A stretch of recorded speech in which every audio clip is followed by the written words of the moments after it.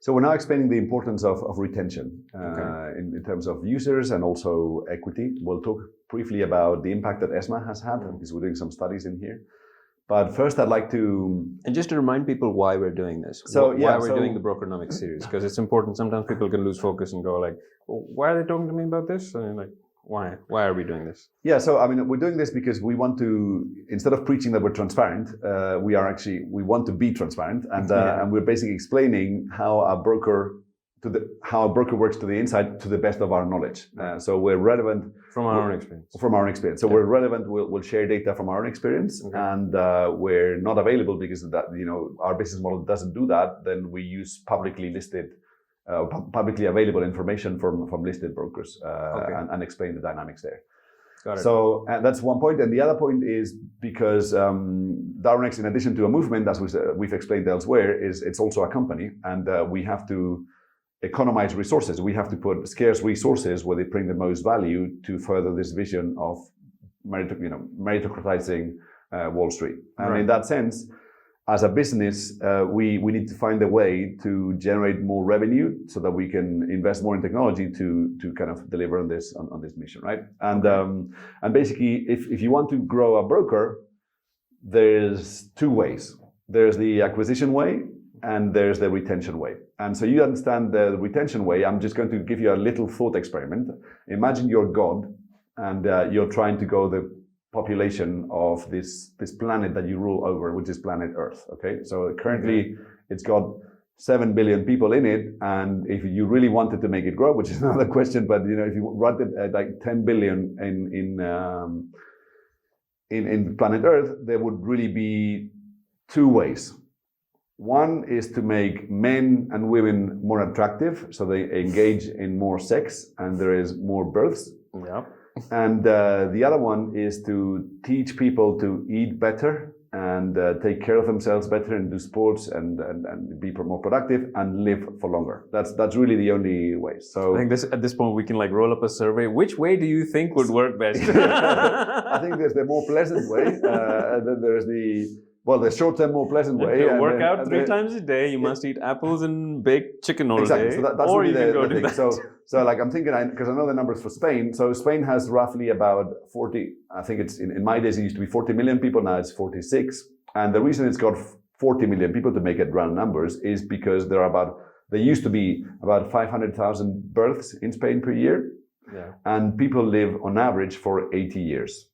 So you multiply 500,000, which is the acquisition bid, by 80, which is the retention bid, and you get the total population of tax-paying Spaniards of 40 million, give or take. Now, in the context of a broker, it's the same thing. So if you, instead of population, we talk about, say, client equity. So let's say if you want to have 100 million in client equity, then there's numbers to be had, and I'll try to do them kind of in my head right now. But if clients live on average for a year, and they have an account for, say, $1 million each, to retain 100 million in client equity, you need to onboard 100 clients per year. That's the economics, right? Yep. So now we've also talked about direct, like the cost of acquiring a customer. It's awfully expensive to pay to get a new client for $1 million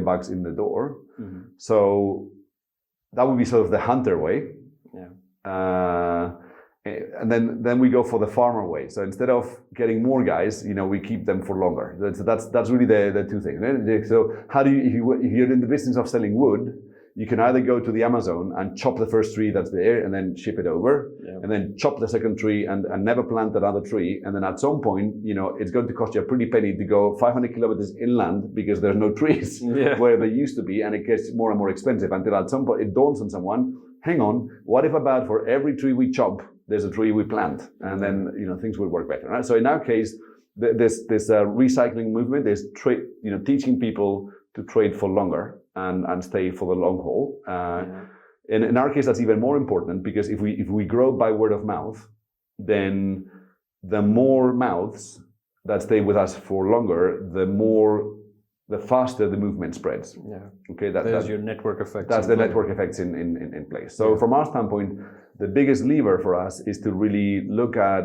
how can we increase the retention. So ways to increase the retention, I mean, the very business model is built like that, because if you give customers away, investors away to back the best traders, who by definition are the longest living traders because they live forever. You know, if a trader makes money, then his account grows, he attracts investors, and the thing keeps growing until we fill it up with capacity, and he needs a DARWIN Provider portal to manage that. So that's basically infinite lifetime. And compare that with your typical retail Forex industry attrition levels. So like the typical numbers are, for every 100 traders that start trading today, that place the first trade with IG on, you know, February 2020, by February 2021, there'll only be 30 left. Now, there's some good news to that, is that the 30 who are left after 1 year will still probably be around after 2 or 3 or 4 years, which means that once a trader becomes a trader, he becomes a trader for life. So Darwinex, we specialize in cherry picking those traders from the other brokers. We're typically our customers' third or fourth broker, because that's when they realize that the advertisements and the girls in the booths don't really work, and they go someplace. So that's the retention economics. And I think Ali will superimpose some really interesting numbers in terms of the client attrition cohorts. So how does the decay of the number of clients happen? Then another number is the revenue bridges. So you make 100 euros of revenue last quarter. And because the slide's going to overlay here, it's important to just remind people that this is from IG Group's investor reporting. Yes. And that it's there to demonstrate what we're talking about, because it's really, really good. And by the way, I mean, one can only assume that people stay with IG for longer because IG treats customers better than the ones who don't publish reports. That's why IG has been around since 1977. Again, we're not. This is not a competition. This is not a competition. This is not bad mouthing anyone. This is about displaying how humans behave when given a large of kind of mass destruction, which is leverage. Okay, so basically, it's typically you have to witness. This is a thought experiment in taking a 3-year-old kid and giving him a machine gun, and what happens is 7 out of 10 kids blow their brains with a bloody machine gun. The other interesting bit, which we can cover elsewhere, is we're now doing an interesting study to share with the FCA in the light of giving a better number than these old traders trading with Darwinex. On average, 60% of traders lose. 59 actually. 59 actually, which makes us about 10% better than the average of the competition. But the fact is, most people lose because they behave like headless chickens, even if you don't want them to. 59% at this point in time, this being 59 in February. February 2020. So the other thing is, I think we'll post-ESMA, what we see is a really interesting development, which I think is for the better, in the sense that if you change the amount of leverage, then the numbers of customers who stick after 1 year actually don't change. I would have thought that with less leverage, more people will stick around. But actually they don't. I think it's more of a question of whether you get into the habit of liking trading or not. That's really the thing. Interesting insight. But what's massively changed post-ESMA is that for every 100,000 euros, just as you can think of cohorts in terms of number of first trades, you can think of cohorts in terms of equity for the people placing those first trades. So let's say if you start out today with 100,000 euros in client equity, pre-ESMA, those customers who've placed those 100,000 euros would have blown, I don't know the numbers by heart, but let's say half of it would be gone. So there would only be, for the people who started out in February here with 100,000 euros, they would only have 50,000 euros left after 1 year. Now, post-ESMA, what happens is, for the guys who've placed 100,000 euros today, after 1 year, there's more than 100,000 euros left. Of course, left is misleading in the sense that some people will have lost, but will have redeposited more than that. And then some more people are making more money. So I think the impact of ESMA has not been in the number of losing customers. That hasn't really changed. But the amounts lost by customers have dramatically changed for the better. So people are losing far less, and far more people are keeping far more money in the system, which I think bodes well for our model, because I think, how many years did you lose before you started winning, Ali? In total, I would say I'm 13 or 14 years in from inception through to now. And I would say probably the first 6 or 7? Would 6 or it 7. be Okay, so complete? for the record, I mean, the person speaking is Ali. He was a customer before he was like a colleague, and he runs the Darwin PLF, so Papa Lima Foxtrot. You can see he's a winning Darwin. He's got a couple of hundred. Actually, my story is kind of backed up by the track record. So if you check the track record, you'll notice that the profitability actually begins 2013 somewhere. Yeah, so look it up. Yeah, look up the users Integra Core 2, and then there's no shame, and that's another one. So there's no shame. No shameless plug here. Just no, but there's no shame in starting out losing. I mean, it's like no, not at all. Like of course it's a bit like I'm a professional bicycle racer, but the first time I got on a bike, I fell on my teeth, and therefore, but I have to hide that because no one can know that I didn't know how to ride a bike when I first started. I mean, this is the exact same thing. And to be honest with you, I think to me, someone who started out losing, stopped losing, spent a couple of years not losing, and started making money is a whole lot more credible than an account that goes like, woo, because you can sure tell that the guy who does like this, there's a lot of history behind that he's hiding from you, and you don't know where he's going to go. So much people need to understand in the beginning, like just from my own experience, I can tell you that in the beginning, you're just fascinated. You're fascinated, you don't know anything. Yeah. You have no idea what to interpret from a back test. Yeah. You literally have no idea how to do one.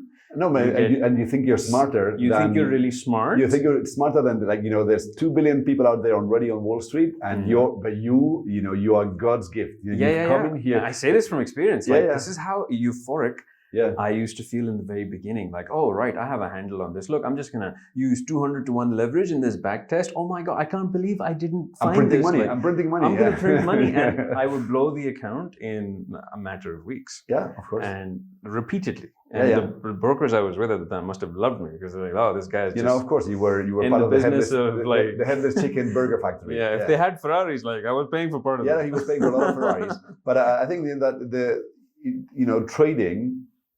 It's a zero-sum game. You're trying to outsmart the rest of all the other smarties out there. And I was thinking about it this morning. I think 80% of drivers think they drive better than the average driver. Yeah. So there's a flip side to it. I think 80% of Harvard students think they're worse than the average, which is also impossible. So I think when not placed with a challenge, you think you're God's gift. When under stress, you kind of put yourself down. And I think part of this is kind of being humble about acknowledging that, yes, you've got some assets, but then you have some huge liabilities, and drip by drip, if you add to the assets and take away the liabilities, then the curve starts going like this, then at some point it stabilizes, and at some point it starts going up. And by that point, if you ask me as an investor, that's when I'll back you, not before. Yeah, and the importance of maintaining your alpha. I think that's where the real skill is. Finding alpha is easier compared to maintaining alpha. Yeah. And losing alpha is the easiest part. Getting to the top is far harder than staying at the top. I mean, there's all these sayings. It's just you have to apply it to trading. It's not different from anything else. Great. Yeah, I think we've gone through quite a bit. Yeah, no, but by all means have a look at the revenue bridges from IG, because that really shows why in our country, in the Darwinex movement, we want to increase longevity. And I'm sure longevity will breathe sex in the sense that at some point that's when the Darwinex movement will go exponential. But meanwhile, we will keep focusing on keeping our existing customers very happy for a long time. And what you can do to improve your trading conditions is actually recommend this thing, because our only growth engine is organic. We are a movement. We're not a broker. Thank you. Thanks.